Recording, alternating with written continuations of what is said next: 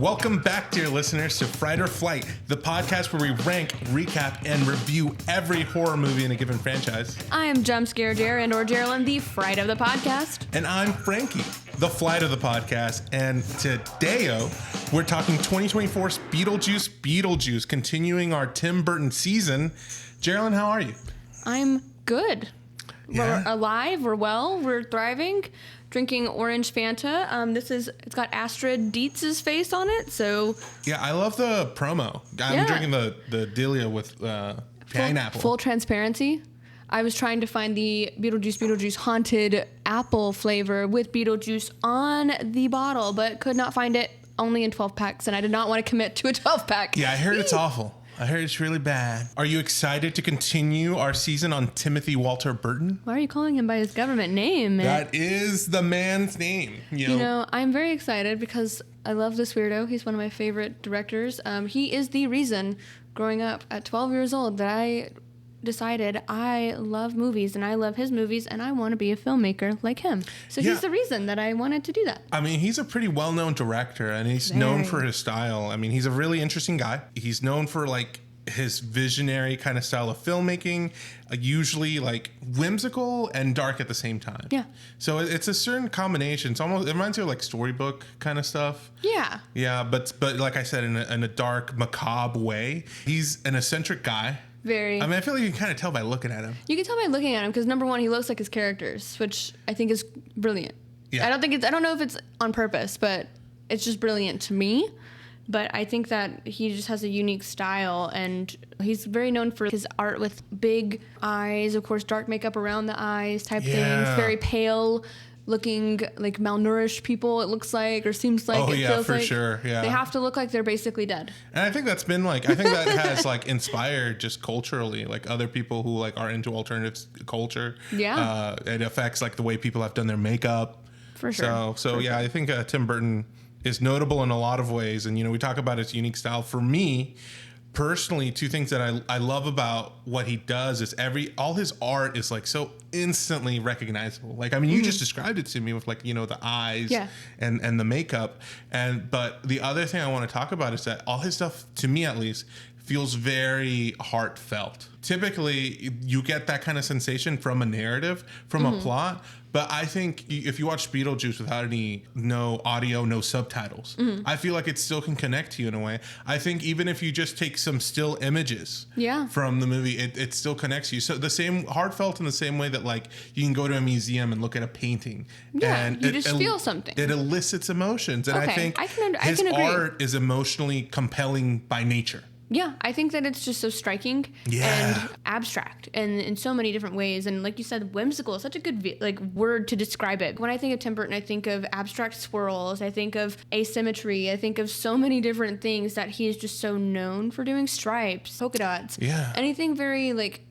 because a lot of people think that those kinds of patterns clash, and I think that he always uses that to his advantage, I would say. I mean, I don't think he minds that stuff clashes in his movies. And I think it works for him specifically. Yes, I agree. And, you know, we're talking about the stripes, obviously a big thing in Beetlejuice and its iconography, and seeing his suit. He has the stripes on. And that movie where we first saw the suit came out in 1988. Yep. So this sequel comes out 36 years later. It's gotten so common with that being a thing now, with sequels coming out so far from like the 80s or 90s thing it's inspired from. And obviously that comes from like nostalgia and studios wanting to bank on people's love for the things that they grew up with. Which I think is successful. I think it's proven successful. I mean, even the studios doing live action versions of originally cartoon films, like we talked about that before the podcast, actually. I mean, we just saw Twisters, after Twister came out in 1996. So it's like so many years later, it's like, wow, that's just crazy how successful they are. And do they always work? No. But lately, they've been pretty good. Yeah, I'm not gonna lie. I agree with you. I think a lot of them have let me down personally. Yeah. I've liked this string of the last few, but does Beetlejuice fall into that demise? You know, like the one of the bad ones, or is it one of the good sequels? Oh man, that's a great question, because I know that it is getting very mixed reviews online. I think a lot of people, I don't know, expected more. People were using the words overhyped.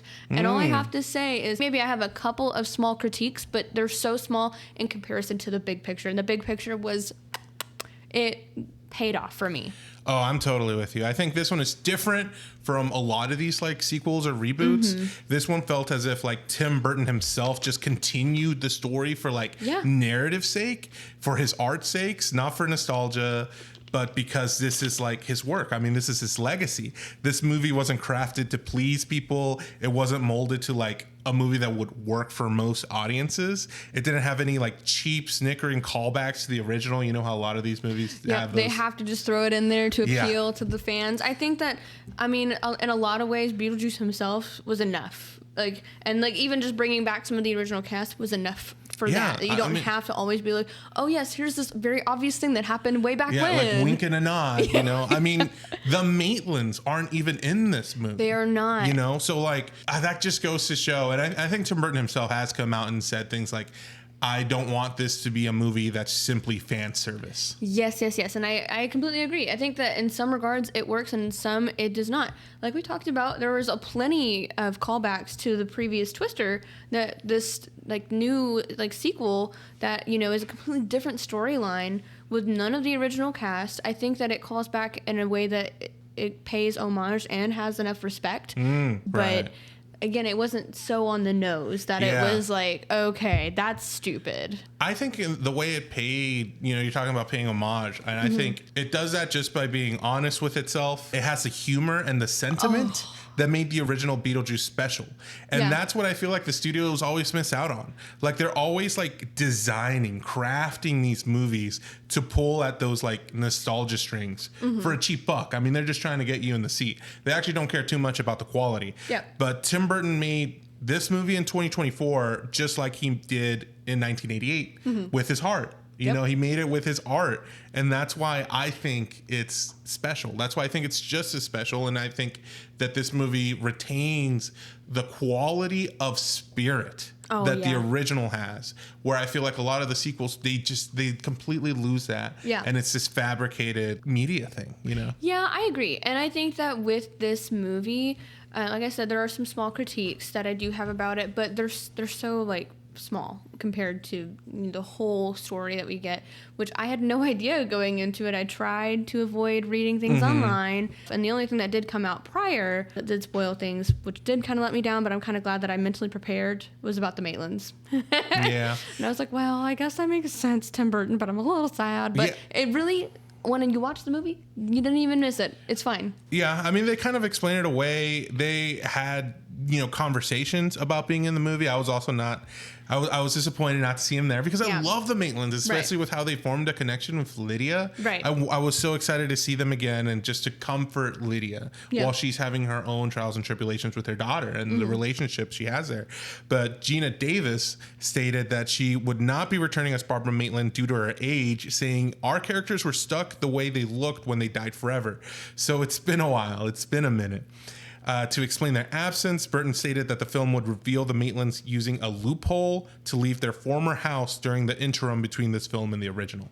So it makes sense. I mean, it was a very small part of the movie. Like he just like somebody, I think Astrid brings them up. And then Lydia's like, oh no, they're not here anymore. Blah, blah, blah, blah, blah. Yeah, and it was kind of a letdown that was all that we got, maybe. But, you know, and like, you know what would have actually been really cool now that I'm thinking about it, but I don't know that the dress would have been intact at this point because, you know, when Otho brings back the ghost, they're like, oh, we need something of theirs. And then Delia's like, oh, I have, like, their wedding outfits. And so they lay out the wedding clothes on the table and then resurrect them. Yeah. And I think that would have been really cool if we were able to get lit, because that's one of the plot points, which I'm not going to, it's not really a spoiler, but I'm glad we got what we did. But it would have been cool to be like, oh, yeah, let's use Barbara Maitland's wedding dress. I think that would be really cool. That would have been cool. Honestly, like I get the whole thing of like, oh, they're not going to look the same. Well, I would have been just happy with like maybe some photographs. I know ghosts can't be photographed.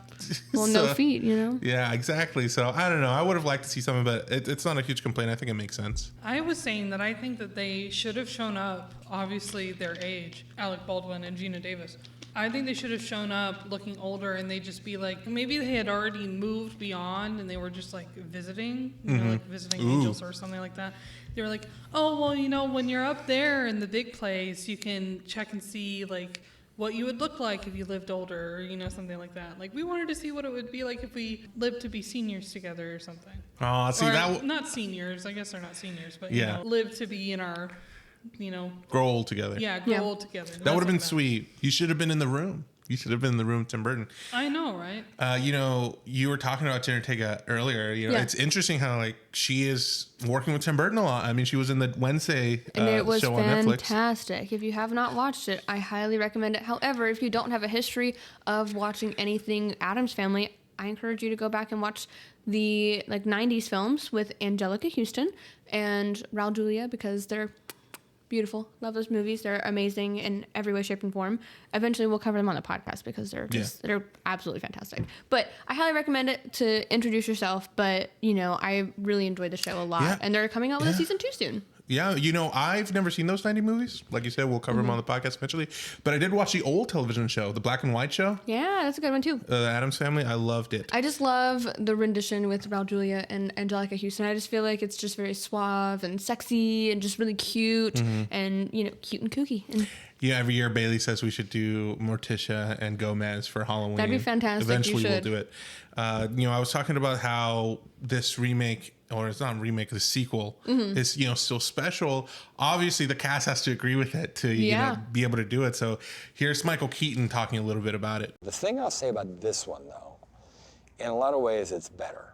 And it's, at the end of the day, if somebody said you have to pick one thing you've done, how I make my living, I probably would pick Beetlejuice for its all-encompassing thing, for its art. You know what I mean? I've been in some, you know, pretty good movies, but this is something different. This one may be better because it's got a really actually stronger story. Kind of is emotional. It's very sweet. The cast is stupid good. To remake something that you didn't even know might work the first time is really hard. The only thing I worried about was, should we have left it alone? You know? Should we have just said that? Don't touch it, just walk away, go make your other movies, you know, which we did. And then I thought, okay. So for me, it was a big roll of the dice.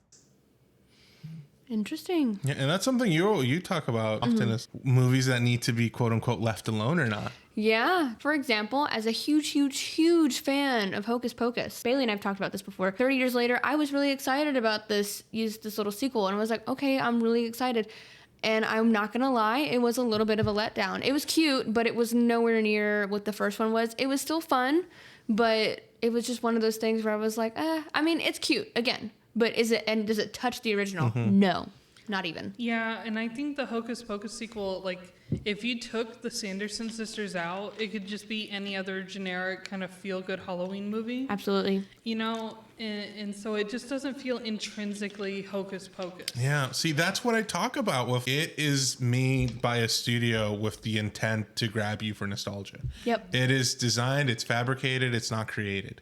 And I feel like that's the difference between that and this. Yeah, I mean, it's so successful in some regard. I mean, I know one thing that is doing so well that, again, is appealing to nostalgia is the Karate Kid Cobra Kai series. I know that that's a big series, and a lot of people who love the original films are having a blast with that show. And that, like, so in some regard, maybe if they had turned it into like a series, maybe it would have done better. To me, the experience is, I almost get burned out because they're like constantly trying to do these things. And I'm like, am I going to watch it? Yeah. Am I going to be like super thrilled? I'm just not going to get my hopes up. I know I'm going to watch it and see what happens. I was super excited for Wednesday, and I was not let down. So that was something that I was like, does it need to be done? No, but it's kind of cool to have just a focus on Wednesday. And Jenna Ortega, you know, does an exceptional job. And Beetlejuice is one of those things where it was like, whoa. I was like, I don't know. We'll see what the story is going to be because I don't want to get too excited and then it suck, you know? Yeah. Yeah, I'm the same way. I try to go into these things with low expectations.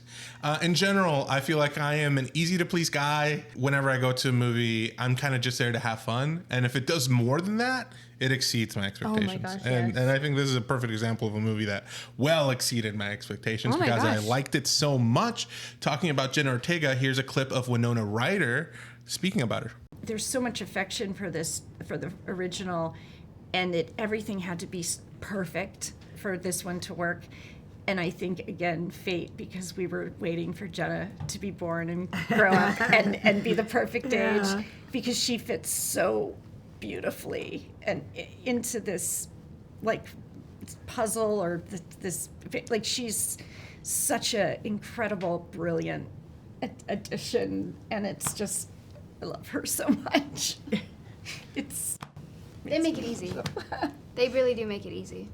I think I was so scared coming onto the set every day and not really knowing. I was kind of in a weird place in my life, and I just didn't anticipate. I felt like they kind of relieved any pressure that I possibly could have had. Not only being so good at what they do, when you work with people who are such talented actors, they almost make you better. But then also it's cut and it's jokes and laughing and communication, and it's not like some cold, distant set.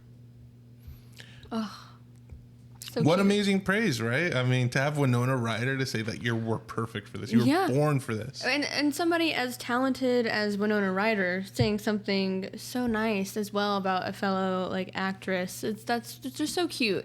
For one, because she's worked with younger actors, and I think that she's also expressed that not a lot of those younger actors are into the same things that she is, so it kind of makes it hard to connect. And I know that she's spoken highly about Jenna Ortega being a like cinephile, like she loves movies and they can talk about them, and I think that that's really cool as well. But one of the things that I just love about it is the whole idea we were just waiting on her to be born. Like we mentioned, there was like a sequel that was brought up, but it didn't do anything. Like it just didn't, like nobody picked it up, and they didn't really, it just didn't land. And I think that it was meant to happen this way, so it worked out perfectly.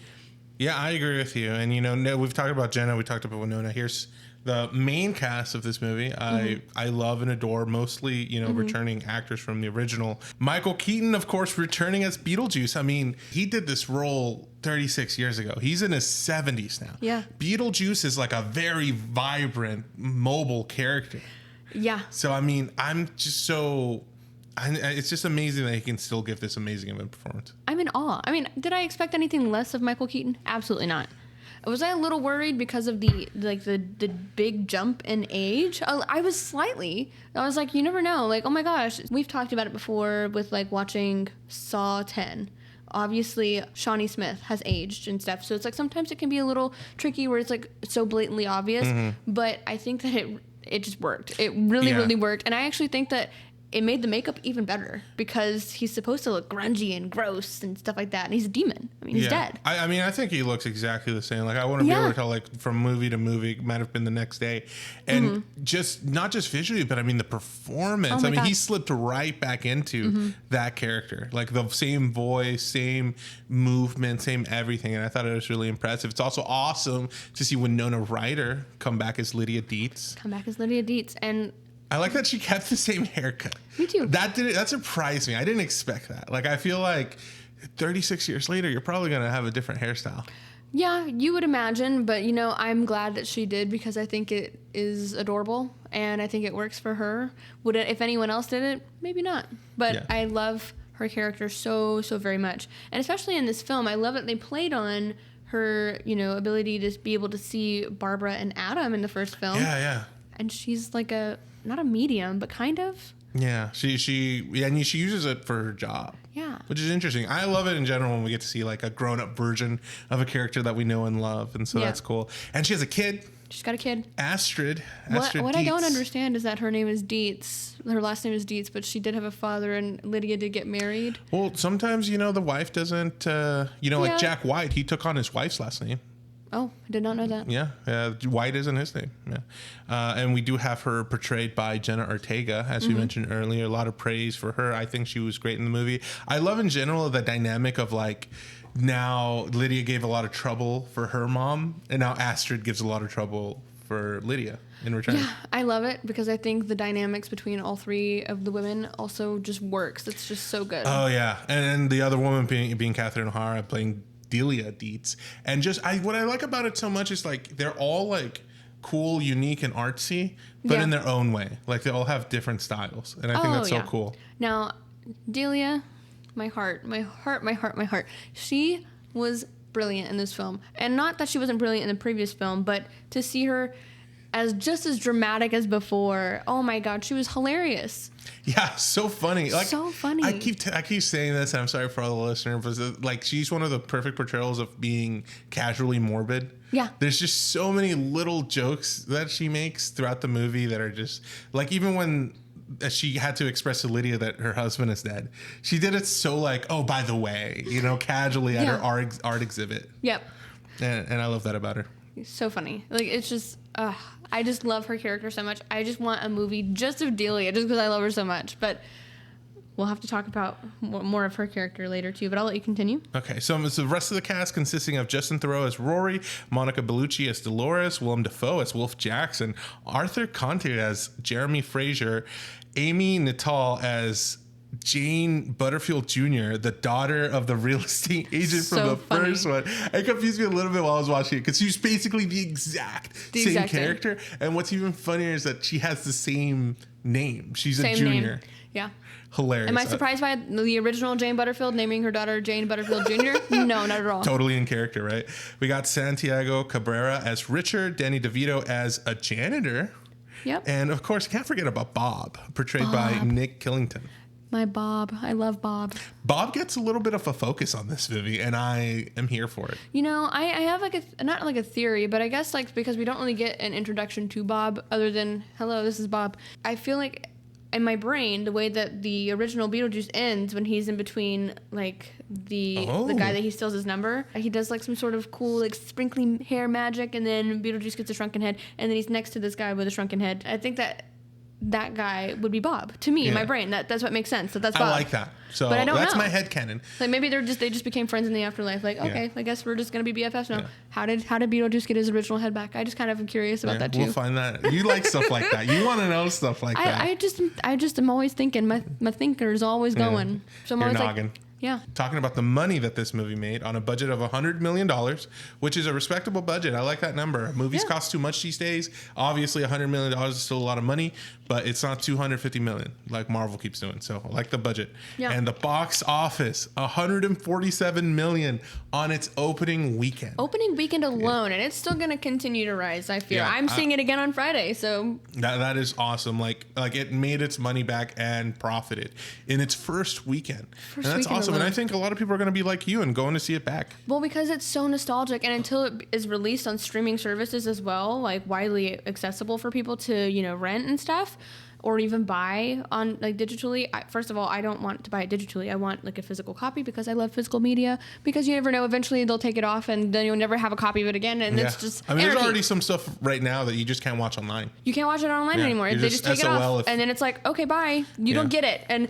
that's why I love physical media, because if they ever do that, you have a copy. Yeah. It's also cool. But this movie was so iconic that like I could watch them back to back. But also, the movie takes place around Halloween time, and I'm like, Oh, yeah. I forget. You like that. I love when movies do that. Like Scream 6, it did that, and I was like, I'm going to be so real with you. It like when movies are like spooky like this, I never notice. What? When I'm like, it basically in my head, every horror movie or spooky movie is Halloween. I mean, yeah, theoretically you could argue that any horror movie could be watched around Halloween, but I feel like there are some that are like more summertime geared, Yeah. like Friday the 13th movies You're that's right. at a summer camp. That to me is like summertime horror. Jaws, summertime horror. And then you have Beetlejuice happening around Halloween time.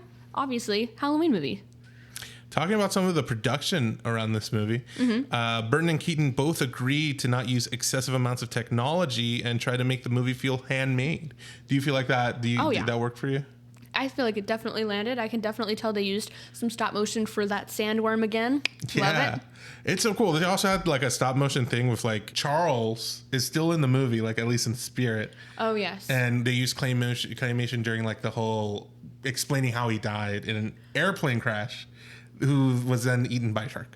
I absolutely thought that was hilarious. I know that people are kind of in the same boat that I'm in, where I wish that they kind of wouldn't have done anything like that for him just because it looked so much like that guy who played him, Jeffrey Jones, Well, it's who supposed to is be. a registered sex offender. It's just weird to me. And I mean, I understand like addressing the character because the character was beloved in the previous film, but I think any like using of his likeness was just kind of like, I wish they wouldn't have, but I understand why they did. So I mean, that's not really a huge complaint though. Were you surprised? Because I mean, we covered the first Beetlejuice last week, and you kind of had mentioned like, oh, he's not going to be in the next one. They showed that he's dead. He's in that because they're at the funeral in the trailer. So were you surprised when you saw it? And like the movie features him quite a bit, and is actually involved in a pretty big storyline. They feature his character, but the actor is not involved in the project. I even like did research after to make sure. I was like, holy shit! I really hope they didn't bring back Jeffrey Jones, who is a registered sex offender. They did not. They just used his photos and the claymation, so they used his likeness. But you were surprised how much his character had I was been. really surprised, but I thought it was a creative take. So you don't get to see him, somebody else portraying who he is. But I like that because, of course, you think in your brain you're like, oh, that's Charles Dietz, but then he has like a whole section of his whole body taken out, so you don't see him. Yeah, I mean, it even sounds like Charles. It's an uncredited vocal role. Like he has nothing to do with his pictures even shown. But I don't know, like it's hard to me personally, especially like if you're a creative like Tim Burton, like at the end of the day, these are still your characters, your roles that were created. So I would hate the idea of because an actor has like did some things that have nothing to do with you, your creation can't be used anymore. Well, I understand what you're saying, but I'm just glad that they didn't use Jeffrey Jones. I know like you mentioned, it sounds so much like him that I was literally like, shit, did they fucking use Jeffrey Jones? Yeah. And they didn't, so phew. I was like, oh, thank God. Yeah, there's a lot of cool effects in this movie. Like you mentioned the sandworms, though. Well, the first one that really struck to me is the soul-sucking thing. Oh, beautifully done. Yes. Beautifully done. And Dolores would just like suck the air out of your mouth, and then you'd like crumple up. Not to mention, Dolores as a character is very fascinating. I think that my biggest complaint is that she's underused. They build this up so much, and then at the end, it's just like, boom, she's gone. Yeah, it's kind of, I talk so much about how much heart Tim Burton put into this movie. That's also such an 80s thing to me, I feel like. Like, I remember people would tell me about certain characters of movies, of like, or a perfect example is like Boba Fett in Star Wars. Like, he is like, oh man, he's so cool. He's a bounty hunter, yada, yada, yada. You watch the movie, he's barely in it. Yeah. And he does like two things, and it's like, what? And I guess back in the day, that's just how things were. Like, it's just like one minor thing. And so but I think that one minor thing may stick with people. I guess so. And I'm sure that'll be the case with this movie too. I mean, well, she's also so iconic. So she does get a beautiful like intro scene where like she's like out of the box and she's like stitches herself together. Love that. It was awesome. An awesome scene, awesome graphics. I was like, this is amazing. Yeah, and that's part of what I think about like Tim Burton. I feel like sometimes he's more interested in the visual aspect than the narrative aspect of it. So I agree with you. I could have done with seeing more of Dolores, but who knows? Maybe she'll get her own thing in the future or something. I'm sure she will, because this is something that I don't know if you've noticed it before, but as somebody who's grown up watching Tim Burton films, he tends to do what I would call Rob Zombie. He does a Rob Zombie where he puts his wife in his movies. Nothing wrong with that. Or his significant other. I don't know if they're married. He was previously married to Helena Bonham Carter, which you will see in a lot of Tim Burton movies, or even behind the scenes as like voice acting roles in the movies as well. He's no longer with Helena Bonham Carter. R.I.P. to that relationship. It ended in 2013. I was very devastated by it because I thought they were like my spooky mom and dad in some way, shape, or form. What is that called? When like parasocial relationships. I was like, I was really sad by that because I was like, man, we're not going to get a lot of like Helena Bonham Carter and Tim Burton stuff in the future unless they're BFFs. Who knows? But I know they have children together, so I'm sure there's something there. But now he's dating Monica Bellucci. Beautiful. Never seen her in anything else. So I was like, okay, cool. But I just think that it's very underused and underwhelming. So I was like, what the fuck? Yeah. You built it up like this big battle. Yeah. But I'm sure at least we'll still have a lot of people probably dressing up as her for Halloween this year. And then we'll probably have more movies or series featuring Monica Bellucci because of that relationship, which is fine. I don't mind. It's just I am partial to Helena Bonham Carter because I love her work so much. Yeah, so it's just to think in my brain, I'm like, if they didn't split up in 2013, maybe this would have been her role. In general, I love the idea of like putting your wife in every one of your movies. Like I mentioned, Rob Zombie does it with his wife, Sherry Moon Zombie, and then Adam Sandler does it with his wife. Oh yeah. Yeah, like I mean, it's a common thing, and I think it's cute. But I was just like, Now I have a question. This is so unrelated to the podcast, but you know, like them, I can't. There's some other people who do, or like even Johnny Depp. You know, Johnny Depp's involved in some of these movies, and sometimes the romantic interest, I assume, is Bonham Carter, right? Yeah. So, do you think you'd have a hard time with that? Like, let's say you were directing, if like your significant other was cast, and you'd have to see them like have a romance during the movie with somebody else. I wouldn't cast my significant other in there because my significant other cannot act. But would you, if you were placed in their shoes, would you have a hard time with it, do you think? Or would you be able to be like, oh, it's just a movie, they're just acting? I think in some regard, I think I'd be able to separate the two and be like, this is my piece of art and I know what I want and I know I trust these people. To, like, but I think in another regard, the crazy woman in me would be like, no. So I don't know. It'd be interesting to see, but who knows? Do you think that's reciprocated? Like if you landed a role in a play or something and there was a romance, you think Patrick would be like, no, you can't accept that role? No, I don't think so. He's not even in. He's so level-headed, so not jealous, so nothing. I'm like, do you even care about me? That's so funny. So it's just you. Just me. Okay, Miss Jealousy over here. Now let's talk about the story, the actual plot of this movie here a little bit. Like you mentioned earlier, Lydia hosts a show. Like it's called The Ghost House, and what she uses her ability to like go to houses. It's like an interview mixed with like a trip to the house. Yeah, it kind of reminds me of Ed and Lorraine Warren. I don't know if you're familiar. No. Okay, we'll get to them when we talk about the Conjuring franchise. They're a real couple who did ghost hunting, and they even they have cases, like actual like paranormal cases, and that's what these Conjuring films are based on. They're based on the true stories of those situations, which is absolutely bonkers that is real. Crazy, yeah. Even Lorraine Warren used to frequently come to Austin P during the spooky season and do like some sort of like meet and greet or talk thing with that people could go to a seminar. And I'm like, that is so cool. And I missed out on that opportunity. Can't believe you did that. Lydia Dietz is managed by Rory. Seems to be her boyfriend. What do you think about Rory in this movie? So Rory is played by Justin Theroux. I love Justin Theroux. He's been in a lot of comedic films that I love. Specifically, one of my favorite comedic films that he's in is called Wanderlust. And he plays a hippie, geeky guy named Zeth. And I just feel like he always plays the same kind of character. Always an asshole or always in tune with his feelings and emotions. And it's very performative. So That's funny. I love it because it's hilarious. Because It is really funny. I just know he always plays assholes. So even though he seems like he's caring and doting, it's like, no, he's not. You can just see right through this bullshit. You're right, and it opens up for so much humor, and that's what I like about his character. It's so much of the funny in this movie, for me personally, came out of Rory. It's just so funny. I love him. Well, the Ghost House episode is interrupted from visions that Lydia starts seeing. She starts seeing Beetlejuice again, and she gets so freaked out, she runs to the bathroom, panics, pulls out some pills. Yeah. Which I'm not sure how to feel about the pills. I feel like it's not really brought up much. It's just in this one scene. Yeah, I mean, again, it's kind of one little plot point that is a little underused, but I guess it's fine to not really address it. No. Because it's not necessarily a huge deal. Apparently not, no. I wonder if it was at some point and then it got cut down or something. But Rory does not like the idea that she was going to take a pill, which I thought she already took the pill before he entered the bathroom. I mean, who knows? Maybe she might have. I'm like, huh?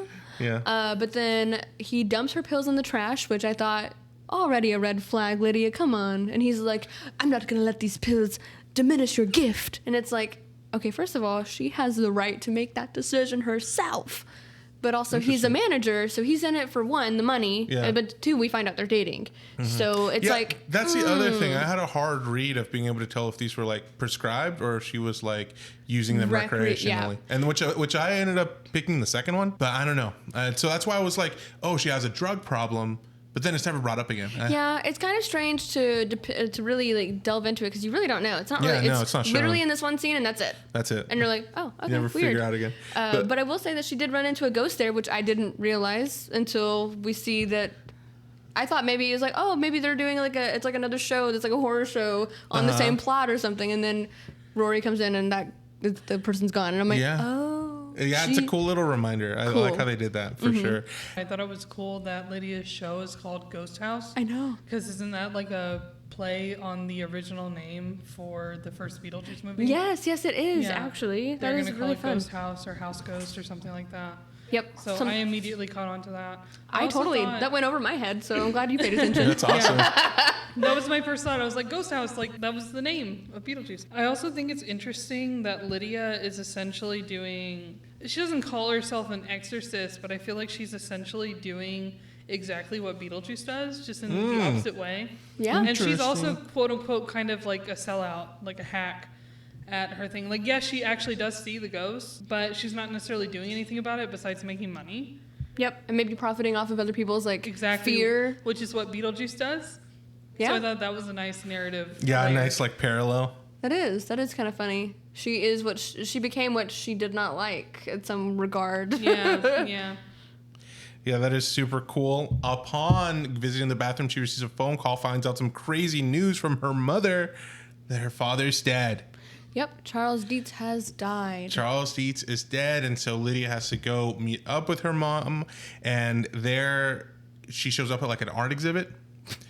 This French guy's pissed because Yep. it's all been canceled because of this death. And when he leaves the building, he kind of falls down like a sewer hole. Like I like you mentioned, this movie, well, these movies in general, Beetlejuice and Beetlejuice, are both very nonchalant about death. And I think it's so funny because we literally witness this artist, this graffiti artist, like he's upset, whatever, he doesn't notice the manhole being open and he like falls right through and just immediately dies.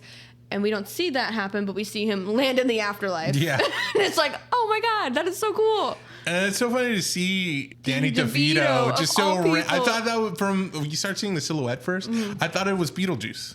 What's funny is Danny DeVito has been in a lot of Tim Burton films, but I just forgot about that. And I was like, oh, that's kind of weird that Danny DeVito was in there. But then I was like, oh yeah, he has been in like several like Tim Burton films that I was like, oh yeah, that's just fun. You find out that this janitor drinks like cleaning products and weird shit. He's Yeah. just weird. I just love him. But then you see his face and it's just like, ah, the original makeup's back. Yeah. Like just cool dead makeup, that blue color. Yeah. Loved it. And he's the first person who gets sucked by Dolores. Yeah, and that whole act, so cool. First of all, it gave me Dementor vibes in some regard. Yeah, like, I'm yeah, gonna yeah. suck the soul out of you, but also, like, instead of them being, like, I don't know, even more, like, gone, they're just, like it just Yeah, it crumples you up. squishes them. Yeah, it's interesting. It's like paper, cardboard looking thing. So cool. It's Yeah. almost just, like, just skin. Yeah, it does not look like a fun time, but it looks cool. Delia and Lydia go to get Astrid from university. Yeah, Mrs. Shannon's School of Girls, or School for Girls. It's so funny to me to see, like, Catherine O'Hara's character just, like, come up to the window and start yelling Yeah. for Astrid. First of all, the fashion in this film, especially Delia's fashion, her wardrobe throughout the whole film was beautiful, phenomenal. I want all of the clothes myself. If I could choose to be any character, it would be Delia, because Delia is Yeah. just so iconic. Ah! She is. She really is. I mean, she got so many good lines in the movies too. Like So so many. quick. I mean, she does such a good job of getting into character too. I talked earlier about Michael Keaton getting into character. Mm-hmm. I think she did just as good of a job, if not better. I thought she was amazing. Meeting Astrid, I thought it's so cool. First of all, cool name, Astrid. Very Great cool name. And being similar to Lydia in a lot of ways, just in a different style. And just the whole. Her mother says it, the grandmother says it herself often about like, this is karma. Yeah. For the way you treated me when you were a kid. So I thought that was really funny. Which is really funny because I feel like it would be the other way around. Like, Delia was not as good to Lydia. And I'm like, Delia, that's kind of backwards. But Yeah, I guess, it's in different ways. I guess where Delia was also- like not paying enough attention, Lydia might be paying Too much? and being Well, overbearing. I can see the argument for either side of it, truthfully, but I will say that Delia also entered in this relationship, and we don't know much about Lydia's like birth mother, but she is the stepmom, and step parents typically get a bad rep. And whenever I think of step parents, I think of Cinderella.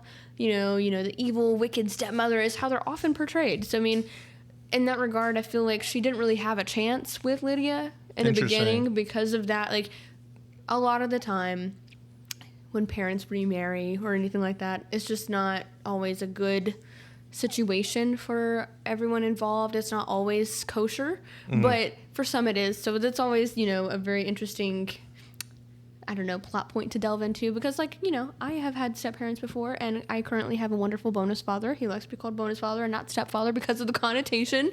So it really just depends. And I think that it was a very cool thing to delve into. Now, I wish we could have gotten to see more of Astrid's father, because she clearly takes after him. Yeah, I was going to say, I mean, Astrid almost had a stepfather. You know, she was very close to having a stepfather in this movie. Because after the funeral, which, by the way, I didn't notice this until Bailey pointed it out. Yeah. But that the gravestone or whatever it was in the shape of a shark fin. I didn't notice it either until Patrick pointed it out to me. He was like, he was giggling, and I was like, what? And he was like, oh, it's a shark fin. That's I was like, funny. I love that. Went over my head. That's just a casual morbidity that I love. Like, could you imagine that in real life? Like, a shark killed that man? And that's what we decided to do. I feel like it would have been, that probably was Delia's decision. She was probably like, it needs to be like representative of what happened to him, how his soul was taken out, like something very dramatic. I love the way she spins things. Yes, it's so funny. I do too. Well, I'm talking about the stepdad situation because after the funeral, Rory decides to propose to what Lydia. A shitty thing. Excuse you, it's not after the funeral. It's literally during. It is during the funeral. Which is even worse. It is during the visitation. I was flabbergasted. I was like, oh my God. Like, I can't believe he's doing this right now. And you know what? What? After learning about the entirety of his character, that was him literally manipulating Lydia when she was at her lowest. Yeah, you're right, That actually. was the whole point. And she just kind of was like, okay, okay, sure. Like, it wasn't like an enthusiastic yes. Yeah. And at first she said no. And I was like, okay, guy, get a hint. Yeah, for sure. I mean, Astrid kind of gave him a dissertation upstairs right before that. Yeah. Where you know, he was trying to get on Astrid's good side, but she was like, no.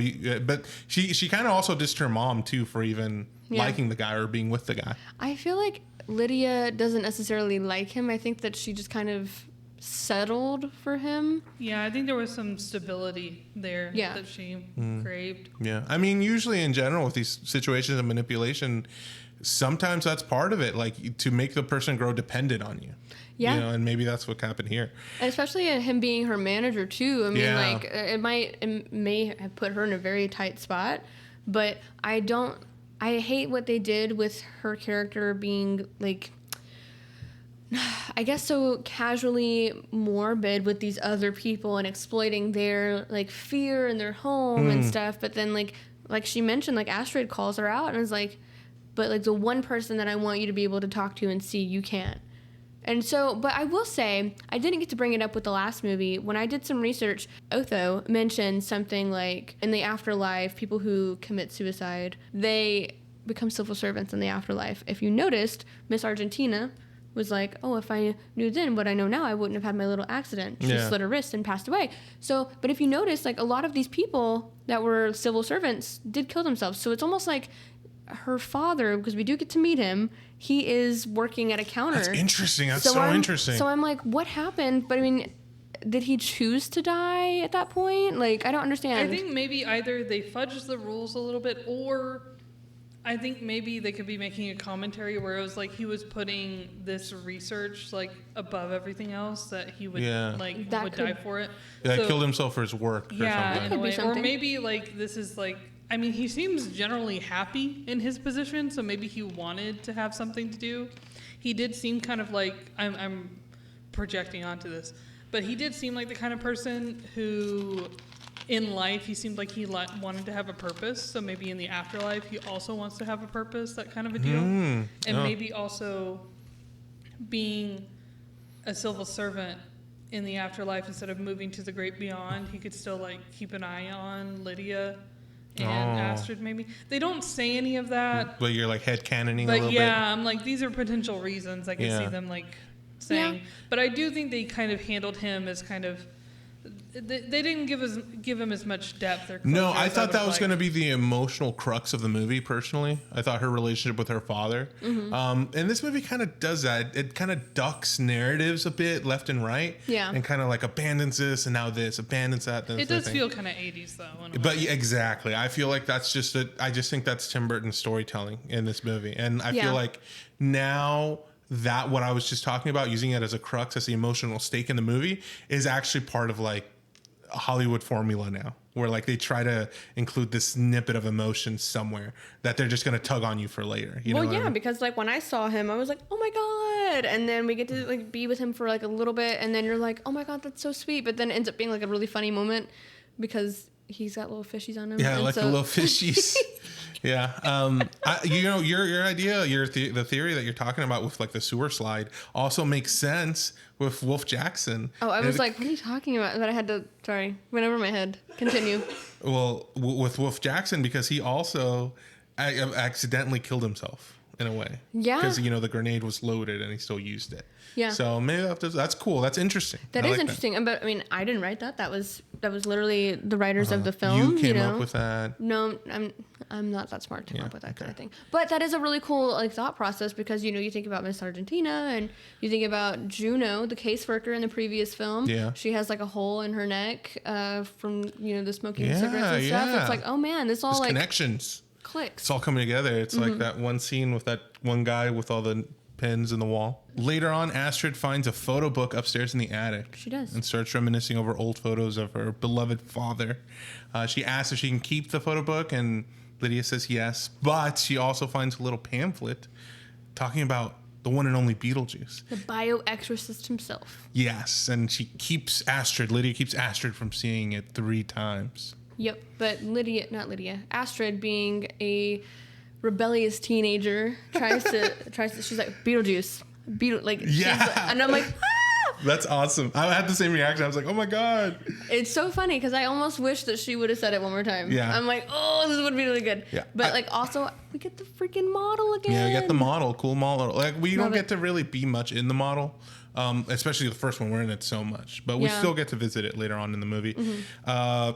In the town, Jenna Ortega then goes on a bike ride that is like a POV. I love it. Yep. Also, that's when I get to see all of the spooky Halloweeny stuff. People are, putting out pumpkins and walking. I'm like, this is exactly where I'd want to be You like in the the vibe. fall. Yeah. Yes, the vibes are immaculate. We've talked about it before, but I want to be in like the cheesy Hallmark type of movie where the whole town is participating in a Halloween festivity. But we don't get that here being in the Bible Belt South, and it's really disappointing because I love it. Mm-hmm. You gotta be what you want to see in the world. You know what I mean? Be the change. This is why we got to move up to Salem or something. I know. I mean, that whole town is Halloween all year. True. Really? Yeah. I felt at home there. I was like, my people. For some reason, I feel like this bike POV is going to be like one of the most iconic things from the movie. Like, I feel like 10 years from now, that's one of the imagery from this film that people are going to remember. I don't know why. Like, it doesn't really have much to do. I start finding it funny and chaotic when she starts like having trouble, like dodges a car and then drives through the fence. Well, because like to me, it is like in my brain, I was like, oh no, she's going to die. And then she's going to go to the afterlife. Yeah. And I was like, oh my God. But my brain just went straight to the morbidity there. But I loved this bike like ride that we got. I also am clumsy, so I understand and stuff like that. I'm like, man, in my head, I'm like, I don't know if I could pick up a bike anymore. Oh, like, really? It maybe I would probably get into a lot of bike accidents, but I would love to do it. Would you consider yourself like a fragile person? I am now. I used to not be. I used to be able to get up and just continue to go, but I think we've talked about it before. When I'm physically in pain, I can't have anyone look at me, can't have anyone talk to me. I need to just inner heal myself first. Yeah. So be like, I'm healed. So like you're in a fire, the fireman comes, he's like, hey, we gotta get you out of here, and you're like, hold on. Yeah, don't talk to me, don't touch me. Yeah. Okay, I'm ready. She falls off her bike like you would have, I guess. Probably. Ouchie. You're very clumsy. Ouchie. And then she meets and falls in love with the live action YB from Coraline. Ew, I can't believe you called her Caroline. You're like every adult who doesn't listen to her in the book. Aren't we all? And oh my gosh, like this guy, I was like, seriously, he looks just like YB to me. As soon as I saw him, I was like, oh, he's that guy. I don't remember who he reminded me of, but in my brain, he reminded me of somebody, and I was like, He reminded me of a few guys. He also reminds me of the kid from Shazam. never The seen Shazam Shazam. movie. He has like. Yeah, the kid from Shazam. I was also thinking like Finn Wolfhard mixed I with Timothy could see that. Chalamet. Yeah, I that's could see that. Like, Yeah, he's just one of both. those guys, that has like, tall, lanky, skinny, with the curly black hair. Astrid's type, apparently. Apparently, but She's little. like a generic white boy. And I'm like, come on, Astrid. Generic male manipulator white boy. Yeah, I mean, that's true because we come to find out he's actually dead. He's a ghost. You know what's funny is I didn't necessarily clock that he was dead like immediately, but I clocked that his parents were because we didn't see his face. We didn't see their faces. Their faces at all, and I was like, they're dead. Knew it. I thought it was something suspicious going on with them. I wasn't sure if dead, and I definitely did not realize that he was dead. Even the scene was a when you great start twist. seeing them floating in the air, I was like, oh, he's a vampire. What are you talking about? I thought it was a vampire. That scene was so Casper. It was so Casper. How do we Casper. keep bringing Casper up? Because in every it's episode? iconic. We have to watch the Casper movie. Okay, It's so I don't good. know if we'll cover it on the podcast, but we have to watch We'll it. It might be Well- like a family-friendly season, maybe. Yeah, maybe it'll be in the books next But year. I'll have to we'll see. I'll have to cut way back on my cussing. Maybe we need a beep button for me. That'd be awesome. Yeah. We'll just beep every time you cuss. But I kind of thought about it, and I was like, that would be too on the nose if he was dead. But she mentioned like his '90s collection, and I was like, oh no, he's got to That's be so dead. crazy. And actually, when it was revealed that he said, it blew my mind. I did not see that coming. Me and Patrick were like, he's dead. Really? Yeah, we But were he like, was such like a, oh my god, a girl knowing 90s music. Oh my god, a girl Yeah. knowing Dostoevsky. When you found out, I mean, that's just real life right now in the year 2024. I know. I've read Crime and Punishment 3 That's times. exactly I'm why like, it sold me, because like I've met 10 million assholes just like this, so it makes sense. But then, so when it was like, oh, it's because he died back then, it clicked. Of course, that's why he knows all this older stuff. Makes some sense, but I mean, you can't just be well versed in older things. Yeah, It's possibly. kind of annoying, but whatever. Go off. Well, I mean, you're a girl, so how could you know? Name 3 bands from the Yeah. 90s right now, and I'm like, okay, thanks. What I was gonna say though, specifically about the bike ride itself, it was really nice to see all of the different town like bits and stuff. But Mm-hmm. I also felt like we got to go past the Maitlands, but they just had a different name. Oh. I was trying to look for it. I was like, we have to have the Maitlands. Maybe it's like old and decrepit, but no, knowing capitalism, it had to be replaced. But yeah, he's a ghost, and he kind of, like Bailey mentions, he manipulates Astrid into reciting this incantation, thinking that like, oh, I'm gonna help you meet your dad. I knew this was bullshit. I was like, what a bullshitter. Yeah, but really, But also, look at her criticizing her mom, falling for the same old. Ooh, dang. Maybe sometimes you should listen to your parents. Yeah. Maybe yeah. they know what they're talking about. I mean, I get it. As a kid, I was also the same way, very rebellious. I didn't want to listen to anything my mom says. Even now, Bailey, what do you call it? What do I have? Oppositional defiant disorder. I think I have that. When somebody tells me to do something, I don't know why, but it's a certain way though. Like They talk about that on Dr. Phil, typically with they? like the kids who have like big time behavioral issues. But they But see, I call don't that have they that. call that like typically you see like a montage of the kid being like like Oh, wow. biting their sibling and stuff, and they're like, our kid's so bad, we think the devil may be in him, and then it's like I mean, probably. they just don't listen. Basically, it's Yeah, all yeah. it is, just oppositional Yeah, defiance. I don't know disorder. why. It's just like it's very specific. I don't want it to sound like I'm like I was Diminishing it? I was never like a problem child whatsoever. I always followed the rules, did everything right, got good grades and shit. But there is some parts of me. That's why I connect so much with punk. Punk is my favorite kind of music because it's rebellious by nature. Yeah, it's outside the norm. You're like, stick it to the man. Yeah, exactly. Yeah, there's like 2 different versions of this thing that you have. And one of them is like when you get told or asked to do something like, hey, can you wash the dishes? And you fully intended to already do that. One version of it is where you're just like, well, now I don't want to wash the dishes anymore. This sucks. And the other one is the one that I think you have where it's like, you don't tell me what to do. I'm not going to do them now, or I'm going to do them bad just to mess with you. Yeah, it's just like, That's people funny. kind of portray it as like a devil angel and like a good angel, devil angel. No, I get that. The devil and the angel on your shoulders. Yeah. I often talk about that with like anxiety and stuff. I always talk, I'm like, it's almost like my little angel is all tied up with like ropes and shit, like with like I don't know, some sort of like gag or tape. something, duct tape over the mouth, something like that, where it's like, we don't fucking listen to that little angel, and that devil's like, you're worthless. You're like literally the Dr. Phil thing. You're ugly. You're dumb. Like that. That's what I hear from my devil, and I'm Yeah. like, you're right, devil. You're right. The other one's just crying in the corner. Yeah. The other one, I'm like, just flick it off, basically. Bye, Well- bye, little angel. It'd be really funny if somebody could like do that of me, like, oh, little angel. Little I'll devil. put it in the clip. This is gonna get clipped out, obviously. But yeah, Astrid gets hoodwinked. She gets saved by her two parents. We brought it up earlier. Lydia goes into the afterlife and summons Beetlejuice himself.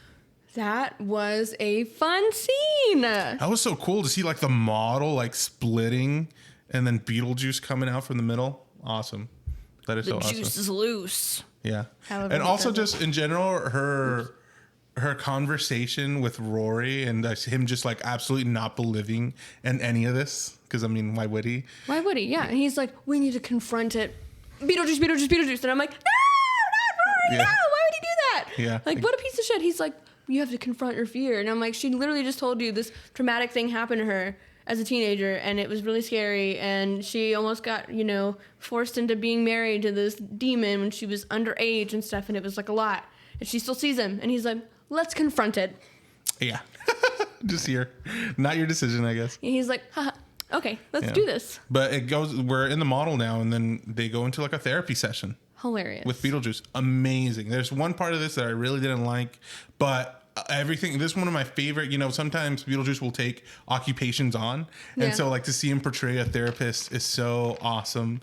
And so it just works with his character very well. The one part I didn't like was there's a scene about like this ugly, awful thing where she gets pregnant and it's this ugly. It's like, you need to face your inner child. And I know, how did you feel about baby Beetlejuice? Baby Beetlejuice was so freaking cute. I want one. It is so ugly. He's wearing the little suit. He is, yeah. It was so horrific though to see Lydia get like super pregnant and just this baby bursts out of her.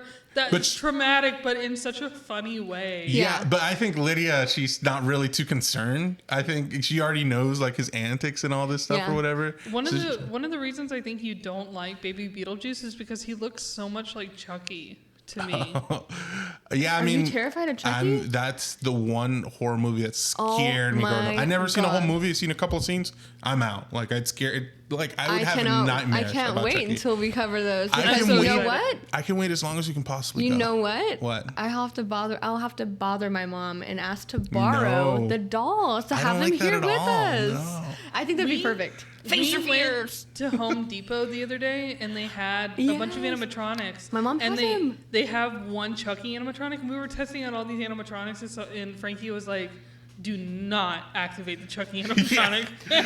You know what's funny? My mom has him. Oh no. They just got him, and He's he's got a scary. big head. He's scary. I'm like, dude. Yeah, he was a big old doll. That's Yeah. the one that scares me. I mean, even my mom knows. That I'm scared of Chucky. But In my brain, I'm like, just kick it. He is one of the most non-threatening horror movie people to me. They're funny. Like those movies are Yeah. actually genuinely funny. I think part of it made me like suspicious of my toys. Have you ever seen that? Like I it know shows what up you mean. sometimes in movies where like it's like a toy plush or clown and it's like moving around every time you blink or something. Oh yeah, you're not gonna like the Poltergeist. Yeah, that scares the crap out of me. Do not like that.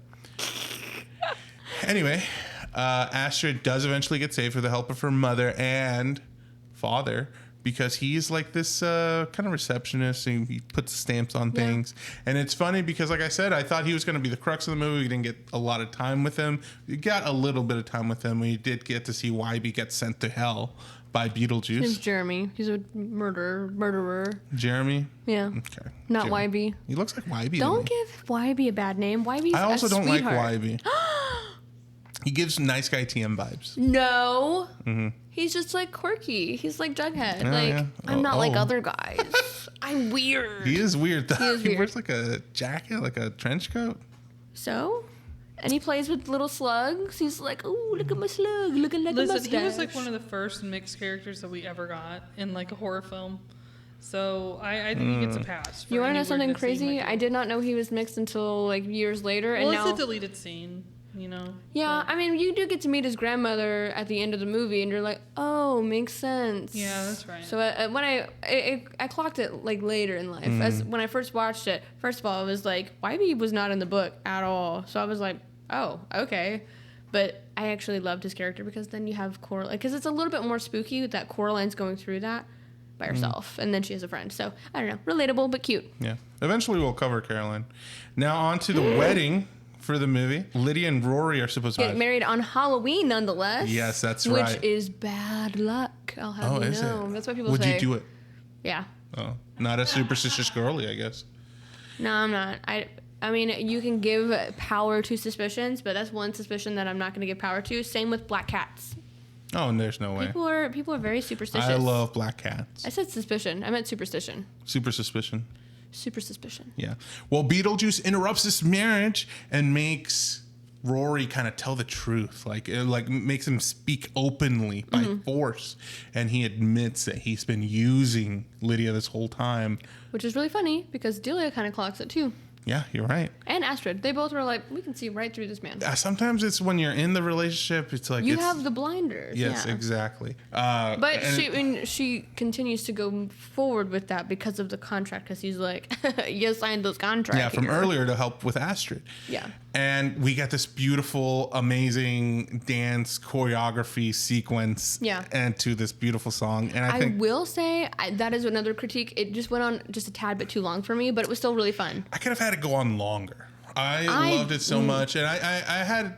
It took me a second to come around to it because I was like, oh, this is going to be like the Deo scene, right? And it's not really. It has like this romantic spin on it. Instead, it's a lot slower. It's not as like jumpy and funny. It's still funny as crap. Like, it's still funny, but I think what I appreciate so much about it is just the movement and also like the lighting and just the art of it. Like one of my favorite movies, another Michael Keaton movie, Birdman. Love that movie. I absolutely adore that movie, and so much of that movie is just like visual, and there's like too long sequences, but it's just so striking to me. And so many of the visuals during that dance sequence were that same way, where I could see, honestly, I could watch that on a screensaver and I'll just be happy.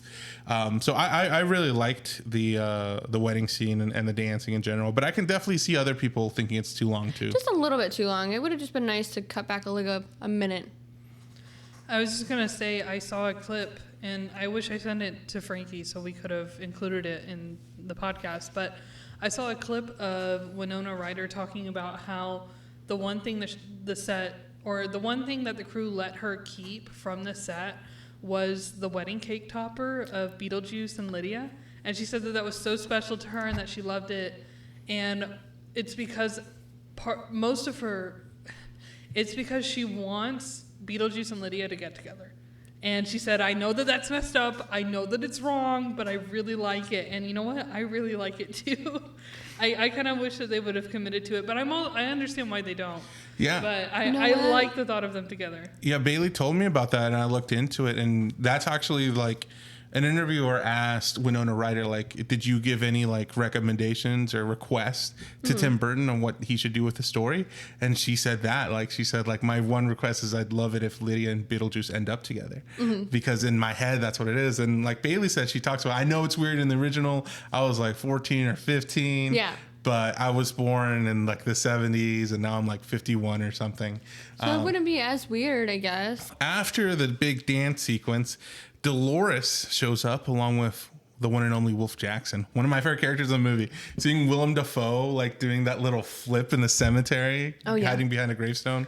Well, so cool. He is, I mean, they're both in this film throughout the movie, but I mean, we don't get a lot of time with them. I know that, like, meanwhile, all of this stuff is unfolding with the funeral. Beetlejuice is working as like at the call center, and we meet Bob, which we love Bob. R.I.P. to Bob. R.I.P. because he was beautiful. And we meet all these other little shrunken head men. So cute. And then, during that, he has Bob stand in for him, dressed as him, just in case his soul-sucker ex-wife, Dolores, comes back. That's right. And then at the same time, Wolf Jackson is trying to track her down because she says, Beetlejuice is mine. And you're like, oh, no. So this is all happening while everything's unfolding, and it's really chaotic at the same time. But then Wolf Jackson, who's also a previous actor who has no experience being a cop and whatsoever. No, which is perfect. It just lends itself to so much humor. It's so funny. I love his makeup as well. Like this half, like it's just so cool. I like his posing. He's always like doing the gun thing. And I love that he's always crushing coffee cups. And his assistant is always like feeding into it. Like she just keeps bringing She holds the poster cards for his lines too. Yeah, I love that. And then when they're going to the funeral/wedding, he's with his like little like undead SWAT team, and he like crouches behind like a tombstone. Yeah. Real dramatic, and they're just running past him. Love it. Really it's funny. So funny. I love his character. One of my favorite characters in the movies. I think he's still also a little bit underused. I don't know. I think he's perfectly, like, to me, like, it's aligned just right. I feel like a little more and it'd be like too gimmicky for me. Well, I mean, that still could have worked though because of this still having that 80s feel. I mean, not that he was not like used in a way that I liked him because I thought it was hilarious. It was just really funny. But I just kind of would have liked to see a little bit more of him. Like, I don't know. I just don't feel like we got enough time. It's hard. It's really hard because this movie in general, it's a longer movie. It's over 2 hours long. And so like to put like, is it over 2 hours long? It's an hour Like and 45. I think they 45. tried to keep it towards the same like length. Yeah. I almost feel like they could have lengthened it a little bit. Like 2 hours would have been perfect for me. Like clocking 120 minutes, I would have been fine. Well, I think it felt a little long at least. I guess 15 minutes maybe wouldn't have added too much. It would have added maybe a little bit too much. I It don't was know. just that wedding scene that made it feel long. Yeah, it really did, and I was like, "Come on!" Like, if you was took out funny, a though. minute, shaved a minute of the wedding scene down, and maybe added a little bit more of Wolf Jackson or even Dolores, and it would have been. But that's really my biggest complaint is how underused Dolores is. I'm like, you see her in the trailer, Beetlejuice, where is he? And you're like, oh, she's gonna come get him. She's gonna come get him, and she's a soul sucker, and she seems stronger than ever. She's sucking all these souls out of the bodies and stuff, and you're like. We're tracking her down with Wolf Jackson, and he's like, yep, she's been here. And you're like, oh my God, what is she going to do? Yeah. In my brain, she would have been smarter or stronger than Beetlejuice. I did see a lot of like, I think she was in the movie a decent amount. I think the problem is more so narratively. Yeah. Like her plot line just kind of like flailed out, like ended abruptly. Like you had a whole scene in general about them first meeting and the black and white. We get Beetlejuice's origin story, and it's Yeah. It was all so great. so funny. Yeah, and it's amazing. So I like all that stuff, but you're right. Like it just fizzles out. Yeah. It's like you said, it builds up to this thing that never comes to. Yeah, it was almost like a balloon. You keep blowing up all the air in the balloon, and you're like, okay, then when you watch it, you get Beetlejuice's backstory. You get to see her come back together, and you know in the first movie, he's like, she meant nothing to me. So you know that it's his ex-wife Yeah. that he's alluding to, and you're like, oh no. And so then we're like, oh no, this is going to be a big blowout scene, and it just... Yeah, Like yeah, the balloon. and I think you could say the same thing. You know, you're saying about Wolf Jackson. You could say it about Jeremy. You could even say about Astrid's dad. Yeah. Where like there's these characters that are interesting, but maybe that's not what Tim Burton wanted the movie to be about. I mean, but surface level? I also did feel I was also left wanting for some of those things. I mean, I almost kind of, I don't have any anticipation that there would be a third movie. And we've talked about that before the podcast as well.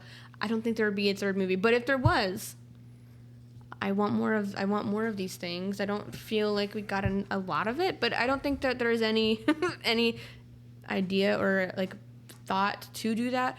I mean, who knows? Maybe because of the success of this film, they will do something. Yeah, maybe. I mean, it is doing good. But obviously, the third film would have to be Beetlejuice, Beetlejuice, Beetlejuice. Maybe. Or maybe they just cut it off at Beat. Yeah, it's crazy that this movie's called Beetlejuice, honestly. I'm like, oh, how smart. Well, back to the wedding. There was a flaw in the contract that is pointed out by Lydia after she does the whole kind of reference to the first movie where they get the way they dispose of Dolores is via sandworm. And Rory. Yeah. They also have a shirt that says, I love Dolores on Rory Yeah. because he's shitty. And they're like, haha, we're going to put you two together. Yeah. You're both like shitty. And they go away. Lydia finds a flaw in the contract saying that now it's null and void. They don't have to get married. And Beetlejuice blows up.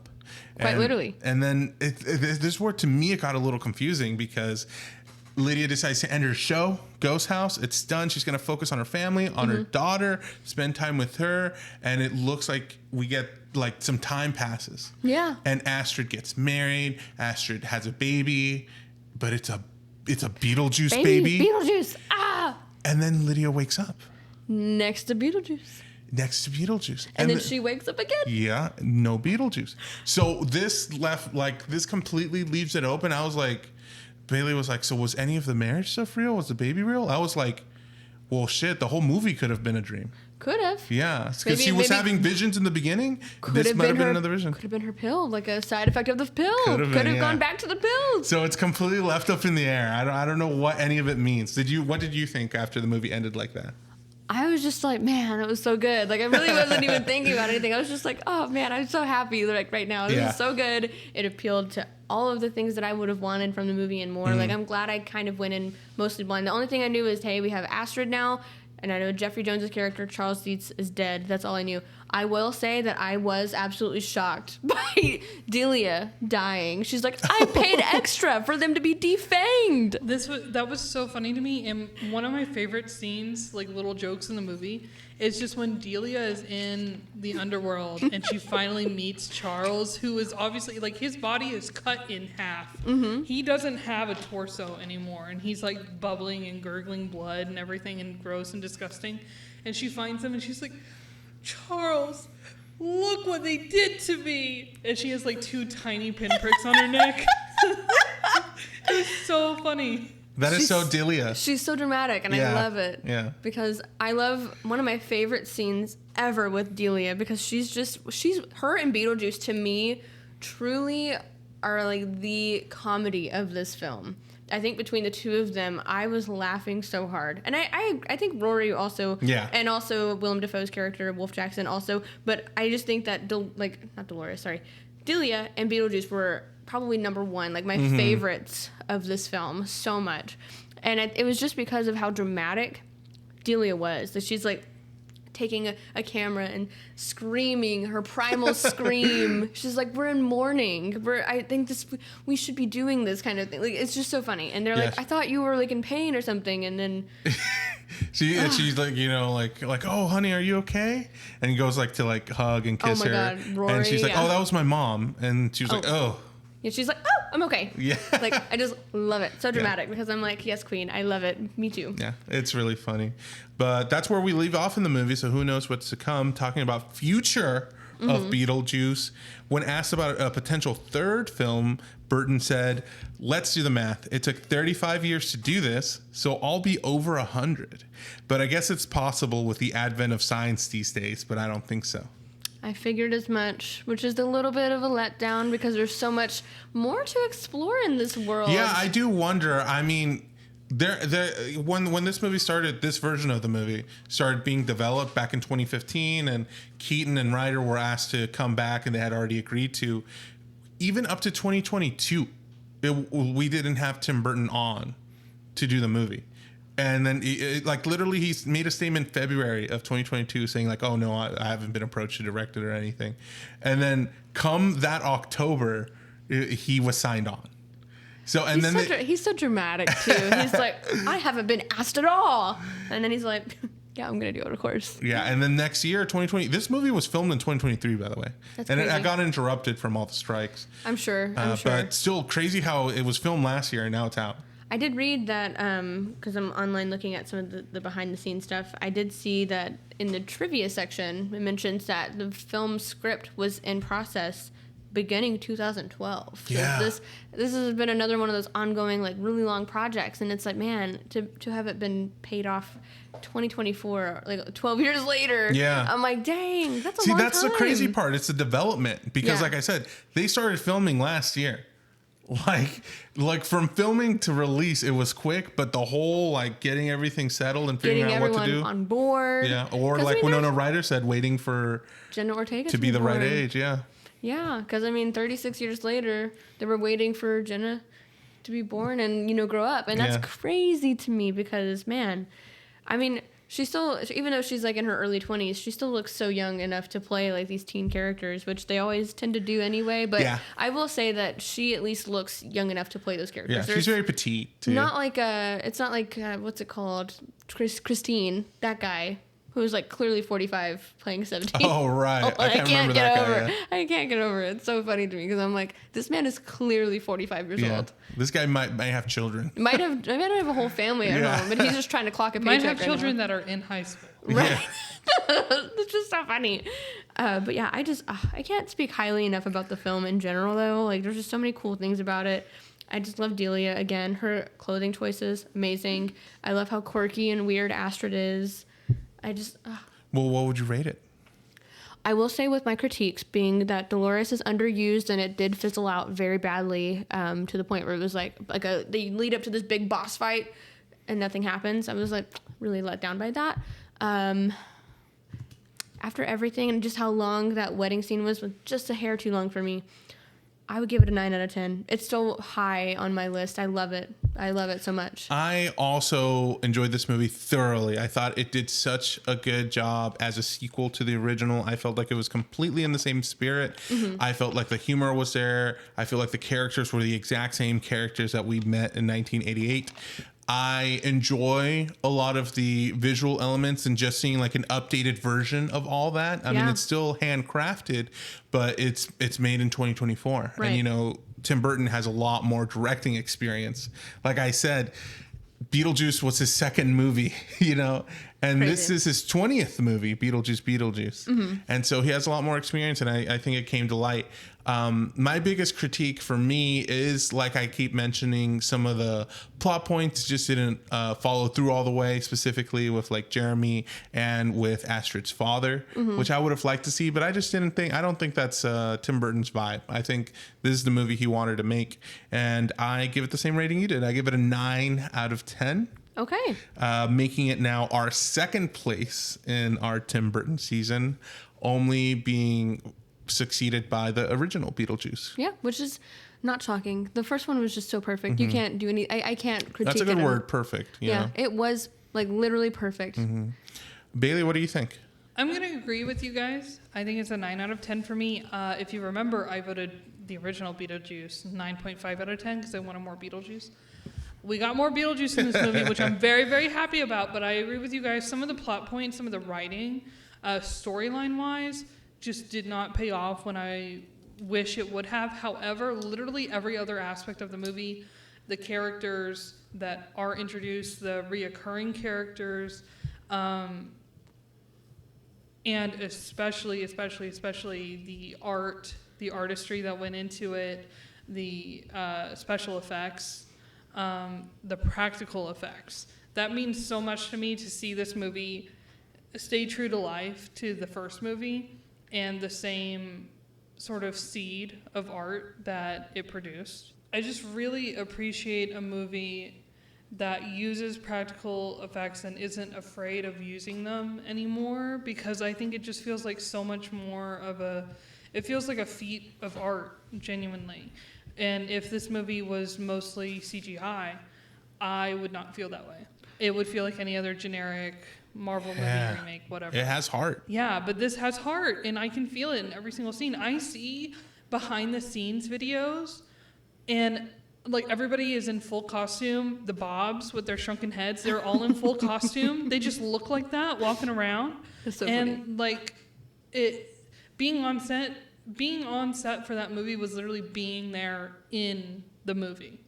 There was no volume, green screen, whatever have you, unless it was absolutely necessary. And you can feel that. You feel then, as a watcher, that you are in the movie. It's classic It's movie classy, making. yes, and it's so good.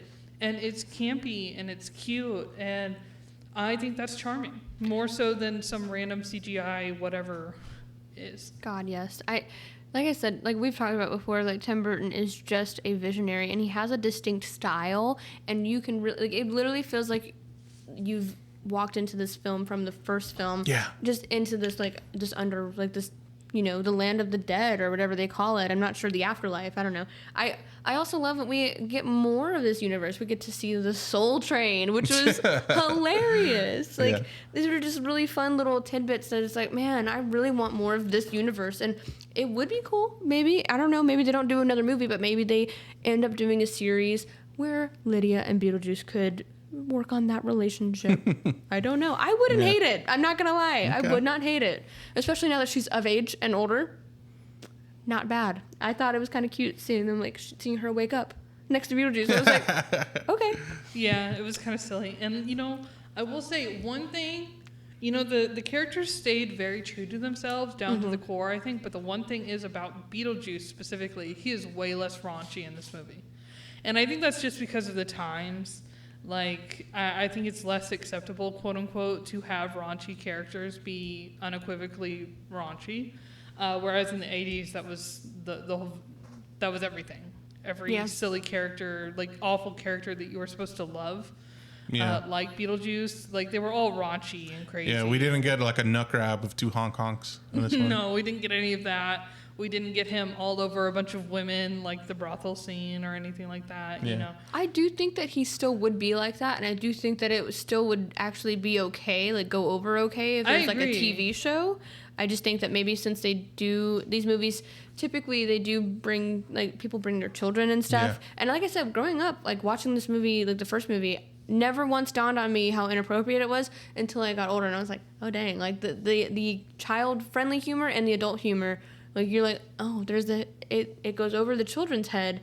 So it's just kind I don't know of if like that's crazy. still the case now. I mean, I will say, like, even though we get Beetlejuice's backstory, that primal carnal pleasures that he talked about with his wife and stuff, like, we only see shadows, and it's hilarious, but, like, it's also, like, it's very, like, obviously implied what happens, so, like, as an adult, you're like, yeah, we know what's going on. The children would not understand, I don't think. I would hope, but I don't know. Since this one is PG-13, it might be, like, per the parents' discretion I kind think of thing. it's also, like, even less talking about kids. I think people are just, I mean, we're in the season of cancel culture in the 2020s, you know? So I just feel like there's no telling how many 20-somethings would watch this movie if there was a bunch of raunchy, you know, humor in it and be like, this movie's unacceptable. It's making misogynistic jokes. And, like, yes, that's the point, of course. And like, that's everybody knows exactly- that it's bad. That's what people were kind of critiquing about this character of Jeremy and, like, Astrid's character, because she's, like, 16, 17, maybe even 18, who knows? It's not really told. But either way, like, Jeremy was potentially, like, I don't know. We don't know exactly how old he was, but it seems like teenage years, maybe late teens, early 20s, worst case, but he's dead. He's a ghost, so obviously he's still that age technically, but with years of being a ghost. It's like the fantasy novel thing too. Yeah, you know, like Edward's like 200 years old and it's Bella's like, 18. What's the difference in that? There's none. Chill out. Yeah, but the internet is obsessed with those kinds of arguments right now, so I understand why maybe they made Beetlejuice less raunchy just so they would have less to worry about. Because he I still get it. feels very much like the exact same character.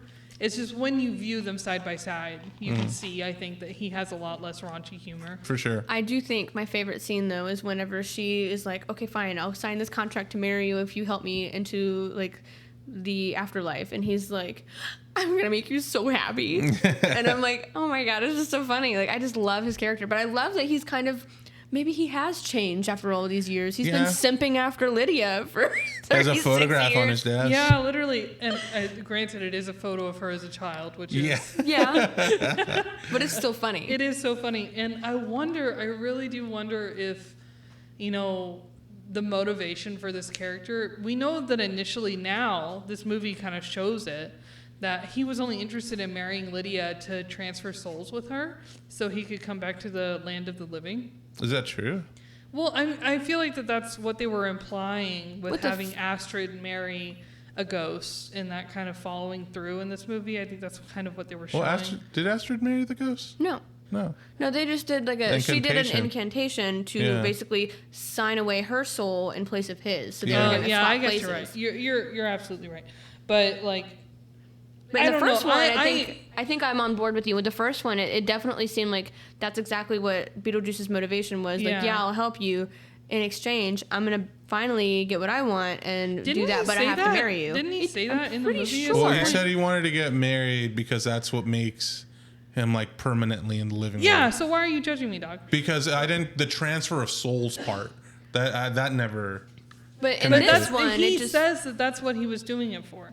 to transfer the soul. Yeah, that's how he's The explaining way it I to took it Lydia. was like if he marries anybody in the living world, he gets to live in the living world along Right, with the and then person. that's how Lydia interpreted it, and then he literally tells her in his office, he's like, no, that's what you thought, but the way that it works is that you would end up signing, like he explains it. We'll have to watch the movie again.